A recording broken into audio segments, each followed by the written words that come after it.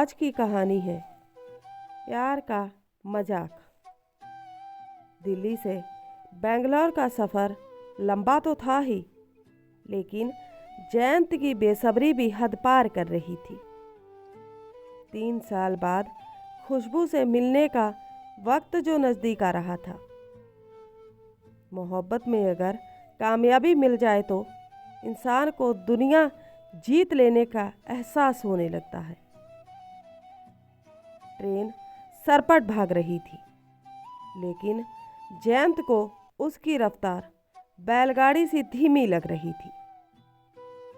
रात के 9 बज रहे थे। उसने एक पत्रिका निकालकर अपना ध्यान उसमें बांटना चाहा, लेकिन बेजान काले हर्फ और कागज खुशबू की कल्पना की क्या बराबरी करते। खुशबू तो ऐसा ख्वाब थी जिसे पूरा करने में जयंत ने खुद को झोंक दिया था। उसकी हर शर्त, हर हिदायत को आज उसने पूरा कर दिया था। अब फैसला खुशबू का था। जयंत ने मोबाइल फ़ोन निकाला, खुशबू का नंबर डायल किया, लेकिन फिर अचानक फ़ोन काट दिया। उसे याद आया कि खुशबू ने यही तो कहा था, जब सच में कुछ बन जाओ तब मोहब्बत को पाने की बात करना, उससे पहले नहीं। मैं तब तक तुम्हारा इंतज़ार करूंगी।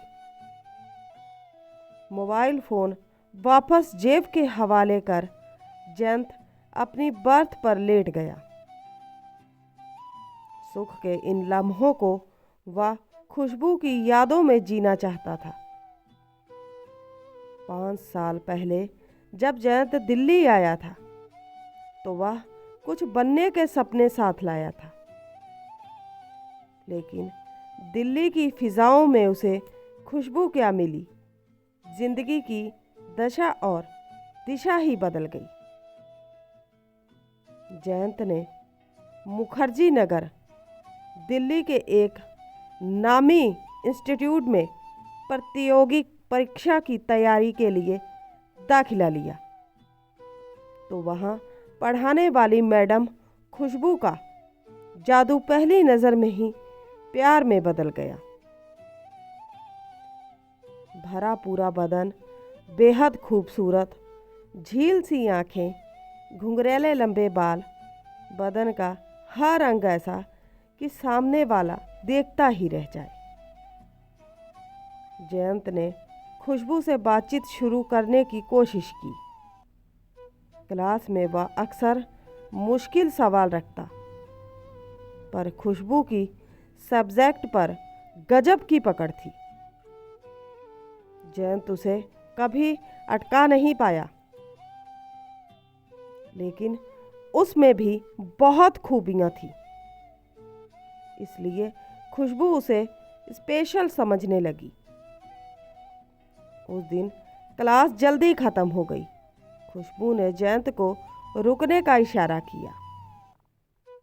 थोड़ी देर बाद वे दोनों एक कॉफ़ी हाउस में थे और वहाँ कहीं अनकहीं बहुत सी बातें हो गईं।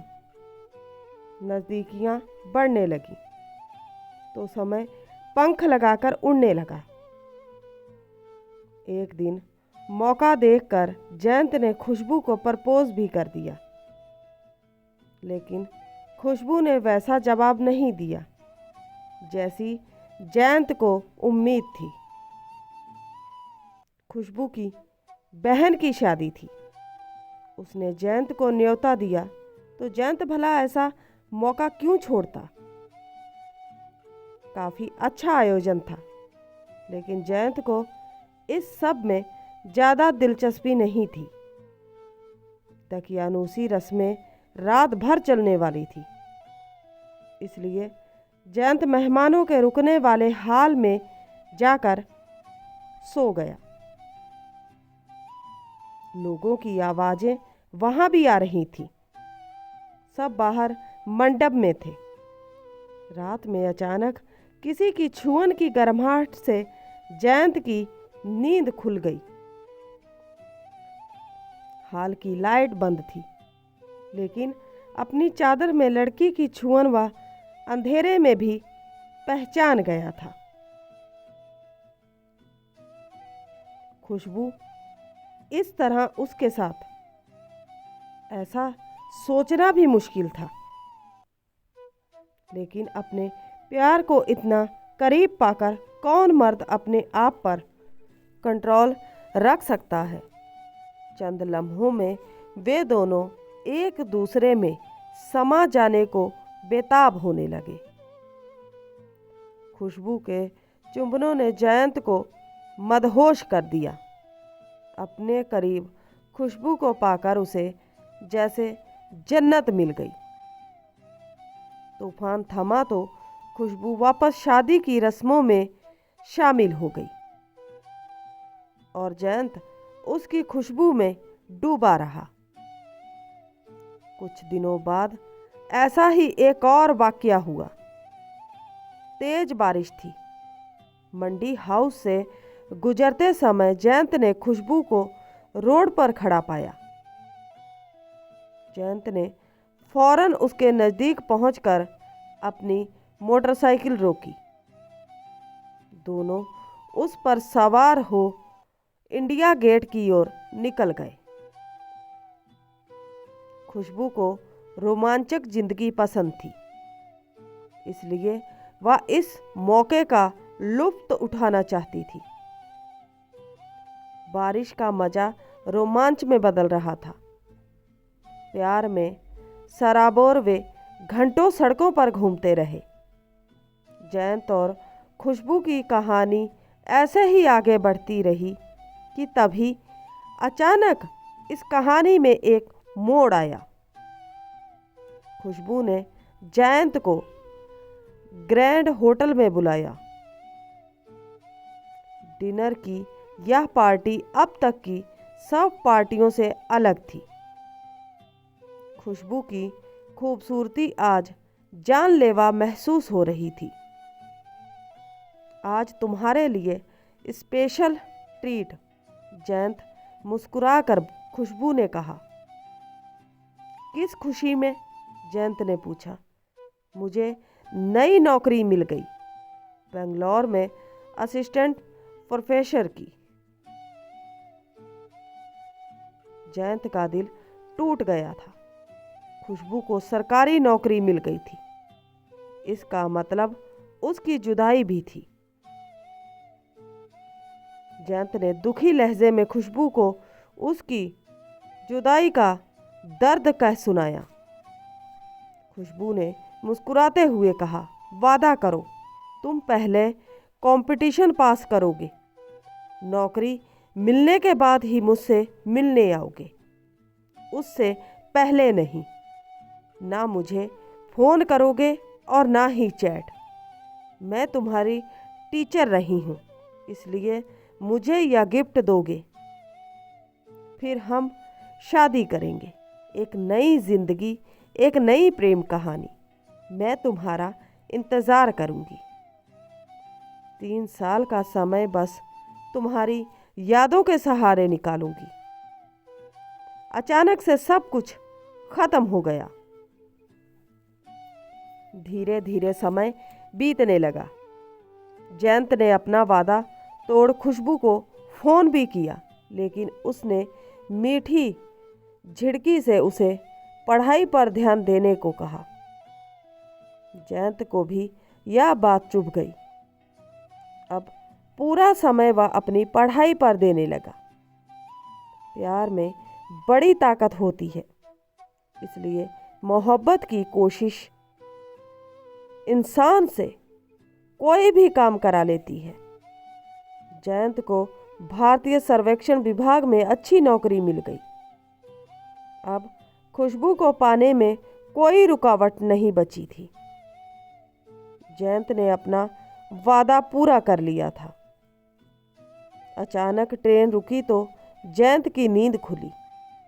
सुबह होने को थी। बेंगलोर अभी दूर था।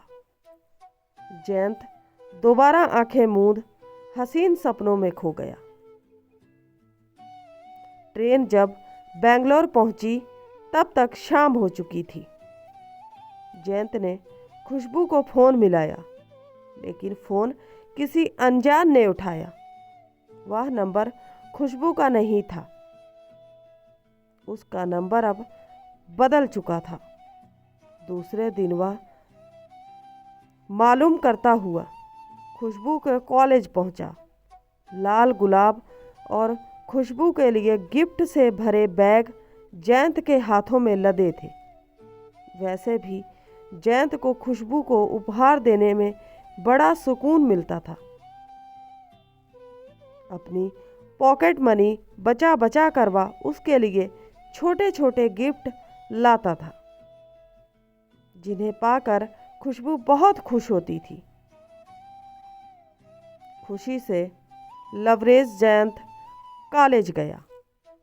खुशबू के रूम में पहुंचा तो जयंत को देख वह उछल पड़ी।